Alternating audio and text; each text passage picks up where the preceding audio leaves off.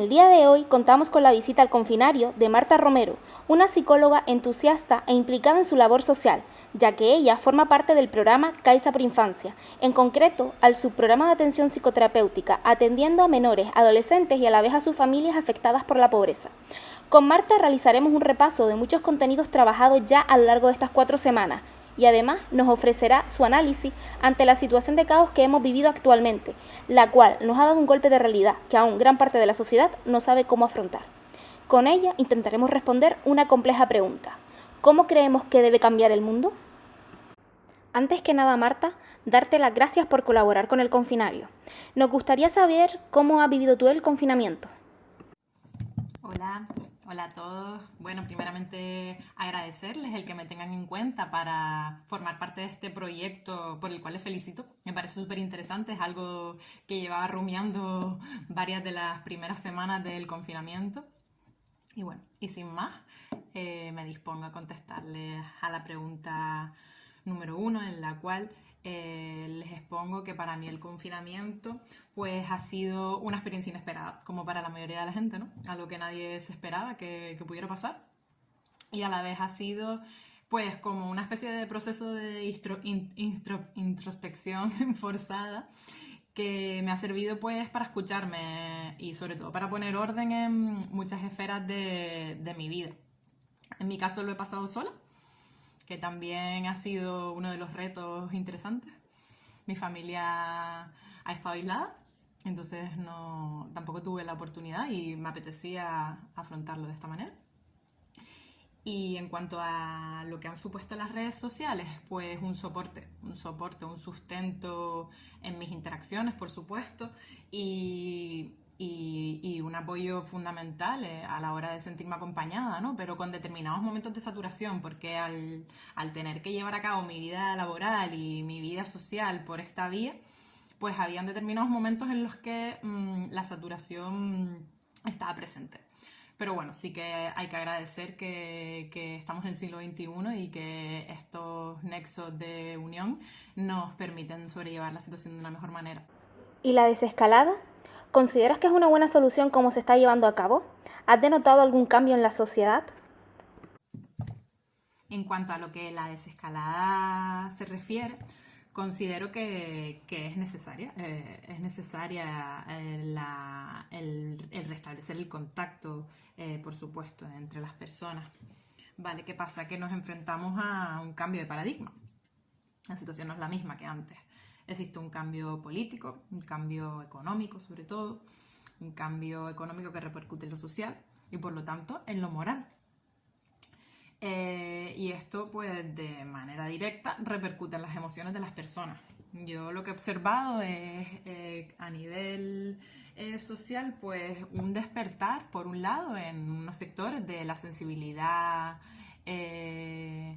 relacional, pues atender a los vecinos desde los balcones, pues buscando diferentes vías que permitan mantener el vínculo con el ser humano. Y por otro lado, pues observo el despertar de una ira de otros sectores ante el miedo a perder unos privilegios de los que se partían, ¿no? Por el otro lado también observo miedo. Miedo ante la manipulación de los medios y la exageración en algunas ocasiones de lo que la situación conlleva, que no es que no sea poca, pero que a veces la sobreinformación y la desinformación conllevan que los miedos se acentúen de manera llegando a extremos patológicos. La información que nos llega, todos nuestros pensamientos nos conforman como personas y condicionan nuestra manera de relacionarnos. ¿Cómo crees que ha cambiado las relaciones sociales entre las personas? Está claro que la información nos cambia, nos modula, y esta nueva situación a la que nos enfrentamos ha supuesto una pausa. Ante esta pausa no ha quedado otra que en la mayoría de la población, sobre todo la que atiendo, se genere un contexto de pausa, de tranquilidad, de calma, y que nos ha permitido dentro de las unidades de convivencia pues conocernos más los unos a los otros, ¿no? ese padre, esa madre que delegaba tanto la crianza, pues en la figura del docente, pues no, en este caso pues está teniendo que asumir el rol de profesora, de madre, de ama de casa. Y bueno, en el caso de las madres que trabajan, pues se están viendo ante el reto de la falacia de la conciliación, ¿no? Que una vez más se ven expuestas a lidiar con esta doble misión familiar, laboral. Sí que está cambiando. Se ha adesentado un terreno que nos permite fortalecer los vínculos entre los miembros de la familia. La tranquilidad nos permite acaparar y fortalecer las relaciones. Las noticias falsas han sido múltiples y variadas en este periodo. ¿Cómo afectan las fake news al estado psicológico-emocional de las personas? Las noticias falsas obviamente han estado presentes a lo largo de esta etapa de confinamiento y realmente son un factor digno de estudio. Creo que el objetivo fundamental de esta manera de actuar es el generar incertidumbre, el generar miedos, ¿no? Y el miedo, a su vez, es un factor fundamental de manipulación y de instrumentalización. ¿Qué pasa? Que el miedo en las personas es un mecanismo adaptativo que nos permite protegernos de situaciones que creemos que nos pueden poner en peligro. Pero ya de por sí la situación conlleva un estrés bastante acentuado que, añadido a este factor de exposición, perjudica gravemente, pues observándose crisis de ansiedad especialmente y probablemente ahora se están empezando a detectar pues fobias a salir de lo que viene siendo la zona de confort, las zonas en las que tú consideras que no puedes ser contagiado ni contagiar a otros. Y a esas personas que viven solas o personas mayores que no cuentan con los dispositivos móviles con los que sí pueden contar otras personas, ¿cómo crees que les ha afectado? La soledad puede ser, por un lado, un momento de encuentro personal, como el que he experimentado yo, por ejemplo, ¿no? De encajar de determinadas circunstancias, situaciones.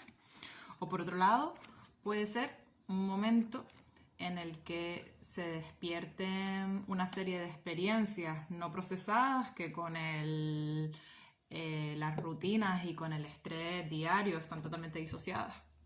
Entonces, sí que he observado un porcentaje considerable de casos en el que han existido brotes pues, en menores y en adultos, brotes psicóticos, fruto de esta situación de encierro en la que esos monstruos intrínsecos del pasado pues, han salido a flote. Por esa pausa de la que hablábamos antes en lo que conlleva la rutina de la vida cotidiana, de lo que era la vida cotidiana. Por otro lado, en el caso de los adultos, de las personas mayores y sobre todo los dependientes, pues la soledad pues supone un hándicap más a esta situación de vulnerabilidad que viven. Y una vez más pues se ve al trasluz pues el abandono que existe hacia este sector de la sociedad. ¿Qué secuelas a nivel emocional y relacional crees que nos va a dejar el confinamiento? Esta pregunta en concreto me parece súper interesante. Las secuelas están por ver, pero bueno. Se detecta que el insomnio es uno de los factores emocionales presentes, la ansiedad, la depresión, esos tres son ejes y consecuencias de este confinamiento.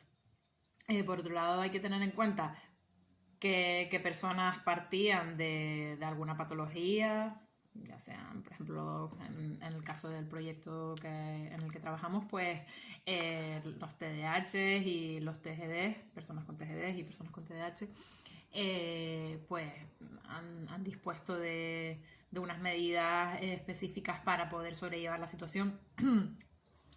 Y bueno, en cuanto a qué factores de riesgo, pues tener en cuenta que el aislamiento, el temor a la incertidumbre especialmente, y la pérdida de autocuidado también suponen una consecuencia y un riesgo a la hora de desarrollar enfermedades mentales. A mí me llama especialmente la atención, algo que he meditado, el tema de los niños más pequeños, los preescolares, ¿no? Porque teniendo en cuenta de que entre los 3 y los 5 años estos menores desarrollan pues un poco la exploración y conocen el mundo a través de las interacciones, pues creo que va a haber un caldo de cultivo aquí interesante a la hora de analizar qué efectos va a generar esto en un futuro en esos niños que han visto coartada su libertad en esa etapa tan importante de su desarrollo. ¿Crees que el COVID-19 puede hacernos resurgir como una nueva sociedad más empoderada, con mayor participación ciudadana, dejando a un lado el egoísmo e individualismo hasta ahora existente? No creo que el COVID nos vaya a empoderar de manera mágica. Creo que se debe exigir un cambio. Y creo que nosotros que trabajamos como agentes sociales debemos incentivar a la población para que esto se lleve a cabo de una manera bastante estratégica y planificada. Porque ¿qué pasa? Entran en juego los intereses de los macrosistemas frente al bienestar común, ¿no? Entonces es fundamental apartar el egoísmo, que como dice mi padre existen dos tipos de egoísmo, me parece súper interesante. El egoísmo inteligente, que es aquel el que analiza, ¿no? Para y separa y luego actúa, o el egoísmo torpe, que es cuando hay caos, pues se mete a por todas, ¿no? Yo veo bastante similitud en esto con lo que está sucediendo con algunos sectores de la población descontentos con las medidas adoptadas por el gobierno y que ante la impotencia pues salen a reivindicar de una manera que en estos momentos creo que no es apropiada, pero bueno, es mi opinión y bueno, como reacción psicológica creo que que forma parte de un egoísmo individual. ¿Crees que valoraremos ahora más la libertad con la que contábamos antes? ¿La utilizaremos con mayor cautela y siempre a favor del procomún? En una primera fase, creo que sí que vamos a valorar esta libertad. La memoria a corto plazo nos va a ayudar a ello. Pero siendo realista y menos positiva, es decir, que han sido muchos años de evolución de individualismo como para que el cambio se lleve a cabo por arte de magia. Creo que la pandemia parte de una premisa, que es que o todos vamos a una o aquí no se salva nadie. Eso es un mensaje que nos debe calar para que podamos realmente llevar a cabo una mentalidad colectiva y participativa, ¿no? Que nos permita que de manera cooperativa las cosas vayan regenerándose. ¿Qué crees que va a pasar a partir de ahora, Marta? ¿Volveremos a ser como antes? ¿Volveremos a ser como antes? Bueno, yo creo que las personas estamos en constante cambio. Nunca volvemos al punto de partida porque las experiencias nos hacen resetearnos constantemente. Sí que es verdad que creo que la pregunta va encaminada a si vamos a seguir reproduciendo patrones erróneos que en teoría la cuarentena nos tendría que haber ayudado a modificar. Vale, probablemente continuamos reproduciendo algunas conductas que a nivel de desarrollo social y sostenibilidad pues no van a ser tan fáciles, sino tomamos medidas del contagio bueno, ¿no? El contagio social de acciones y de actividades que promuevan la la cohesión y el empoderamiento de una sociedad más justa y más sostenible, más desarrollada. Por último, Marta, ¿qué consejos ofrecerías a las personas para que el afrontamiento a la incertidumbre les afecte lo menos posible? Bueno, pues como pautas a la hora de afrontar la incertidumbre, creo que es fundamental basarnos en 3 escalones que siempre tengo yo como base del equilibrio emocional. El primer escalón es el equilibrio biológico, ¿no? Si tenemos unos buenos hábitos de sueño, de alimentación, de autocuidado, pues vamos a tener cubierta la base de la pirámide, ¿no? En segundo lugar, pues buscar la regulación emocional. ¿De qué manera la buscamos? Pues tratando de compartir con los demás, de valorar lo que tenemos, ¿no? De un poco enfatizar pues el presente.